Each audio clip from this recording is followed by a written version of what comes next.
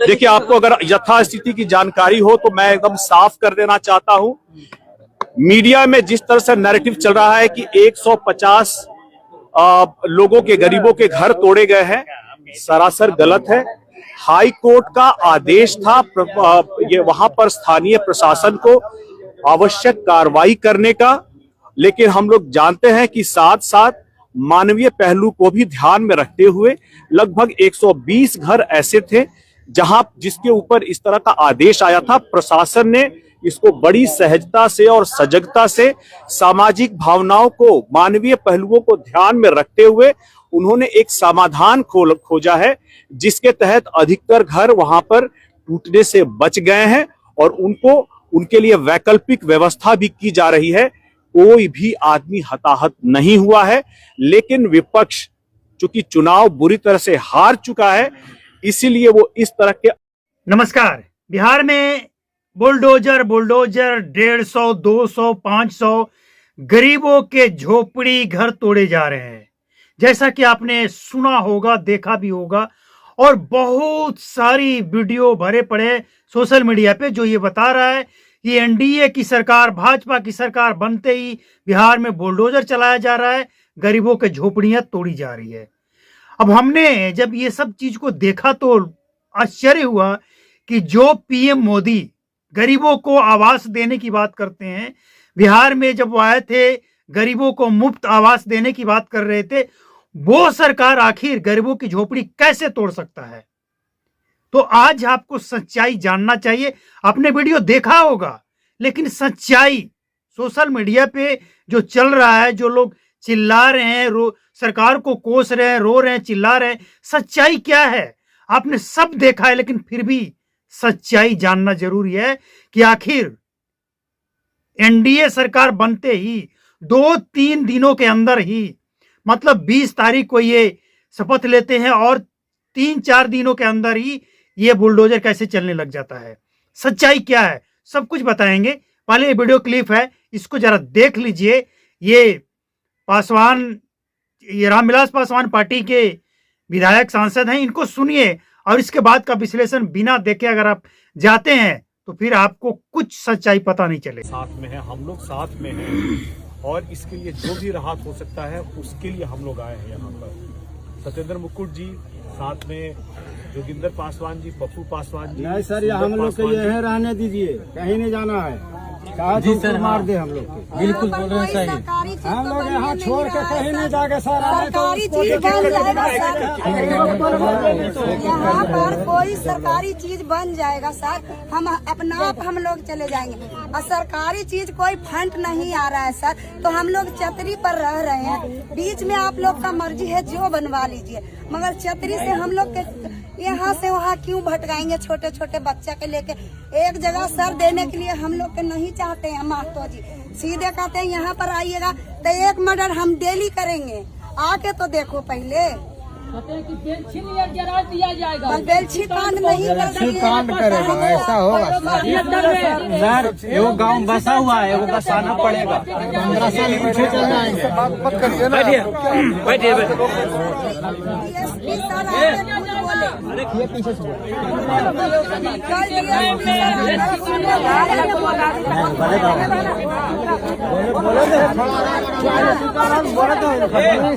क्या बोले, बात पर हम विचार रखेंगे। सर जी, डीएसपी सर आके खुद बोले हमारे वहाँ कि आप लोग, आप तो हम क्षेत्र तोड़ के चले गए, आप कह के हम और तुम कह के, मगर 5 तारीख को आएंगे तो हम लोग आपकी एक बात नहीं सुनेंगे। आप बच्चे को लेके या आप कुछ करके बकरी दूर कहीं भी रखिए, मगर 5 तारीख को हम तोड़ेंगे तो नीचे तक, वरना सुप्रीम कोर्ट से आप एक कागज बनवा के हमारे पास लाइए तो आपका वो है भलाई इसमें। और नहीं, राजनीति करने वाले राजनीति करेंगे और सोशल मीडिया पे गलत अफवाहें फैलाई जाएंगी, लेकिन आपको सच जानना है तो आपको यहाँ पता चलेगा। आपको ये जानकर हैरानी होगी कि बिहार सरकार के पास लगभग 18 लाख एकड़ जमीन है। बिहार सरकार के पास सरकारी जमीन लगभग 18 लाख एकड़ जमीन है, जो एक रिपोर्ट में सरकार के पास सामने आया, जिसमें बेतिया राज की जमीन भी शामिल है और बिहार सरकार का वो जमीन जो किसी ने कब्जा कर रखा है। इतना जमीन है, लेकिन इसमें से कुछ जमीन कब्जा है। और इससे आगे आपने भी देखा होगा, कहीं शहर में, गांव में बहुत सारे नाली नाले और आहार पोखर जो हुआ करता था, आज आप देखेंगे वहां पे समतल जमीन है, कहीं बिल्डिंग बढ़ गया है, बन गया है, कहीं कब्जा हो गया है, मतलब अतिक्रमण हो गया है। कहीं स्कूल का जमीन, कहीं कहीं पे अस्पताल का जमीन, कहीं कॉलेज का जमीन, मतलब नदी पोखर, मतलब टोटल जमीन अगर आप देखेंगे तो ये जो 35,000 नदी नाले पोखर, जिसके ऊपर भी जमीन बनाकर कब्जा कर लिया गया है।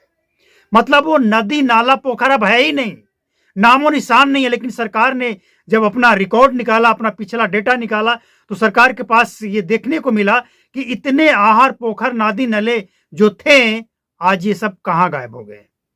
अब सवाल ये है कि अपने यहां एक कहावत नहीं, सच्चाई है कि अगर पिताजी के भाई हैं, 3-4 भाई हैं, तो बड़े हैं तो उनको बड़े पापा, छोटे हैं तो उनको छोटे पापा, और बीच वाले हैं तो मंझले संझले जो भी हैं कहा जाता है, और अपने पापा तो अपने पापा होते ही हैं। लेकिन जब दस्तावेज की जरूरत पड़ती है तो उस पर मंझले पापा और बड़े पापा का नाम नहीं आता है, वहां पे अपने पापा का नाम आता है। मतलब ये कहने को तो आप कह सकते हैं, लेकिन काम लास्ट में अपने पापा ही आते हैं। अब इसका मतलब ये नहीं कि बाकी सब बेकार हैं, आप इस्तेमाल व्यवहार कर सकते हैं, लेकिन जो सच है उसको आप इनकार नहीं कर सकते हैं।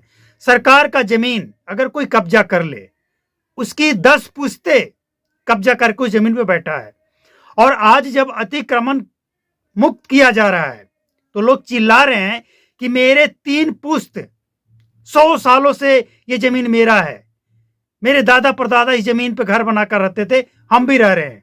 अच्छी बात है। देखिए, सबसे पहले हम आपको बता दें, किसी का भी घर मकान अगर टूटता है ना, तो सरकार सबसे पहले, सरकार की जिम्मेवारी है कि जिसके पास सचमुच अपना जमीन नहीं है और उसके पास रहने को घर नहीं है, तो सरकार सबसे पहले उन परिवारों को रहने का व्यवस्था करे। ये नहीं कि वो कितना भी अवैध कब्जा करके रखा है तो उसका घर तोड़ के उसे बेघर कर दिया जाए, इसका सपोर्ट कोई नहीं करता है। लेकिन अगर किसी के पास खुद का जमीन है, घर भी है, और इसके बावजूद वो कब्जा करके बैठा है, 100 सालों से कब्जा करके बैठा है, लेकिन उसके पास कोई पेपर नहीं है क्योंकि वो जमीन उसका है ही नहीं, तो क्या उसे सरकार छोड़ दे? और ये सरकार का काम ही नहीं है। सरकार को तो लोग झूठ का बदनाम कर रहा है भैया, ये काम कोर्ट का है। कोर्ट का ये आदेश है कि सरकार सरकारी जमीन को जो अतिक्रमण है उस अतिक्रमण से मुक्त कराए। कोर्ट का आदेश है और कोर्ट के आदेश का ये पालन हो रहा है। और ऐसा नहीं कि अचानक से हो रहा है, ये आप कॉमन सेंस की बात है। सरकार को बने 3-4 दिन हुए और बुलडोजर चलने लगा, मतलब ये पहले से नोटिस जा चुका था। देखिए, ऐसा नहीं है कि सरकार के गठन होते ही ये लोग इतने मूर्ख सरकार में बैठे लोग हैं कि गरीबों के झोपड़ी तोड़ने लग जाएंगे। ऐसा हो ही नहीं सकता है। विपक्ष वाले हंगामा करेंगे, लेकिन किसी ऐसे व्यक्ति को लेकर आए वो जिसके पास जमीन का पेपर है और उसका घर तोड़ा जा रहा है, नहीं है, मतलब अवैध अतिक्रमण करके बैठा है तो उसे तोड़ा जाएगा। सरकार को अगर जरूरत पड़ेगा, कहीं सड़क बनाना है, बिजली प्लांट लगाना है या कोई भी प्लांट लगाना है, तो सरकार जमीन खरीदे और अपना जमीन अतिक्रमण के लिए छोड़ दे। आप खुद पर लेकर देखिए इस चीज को।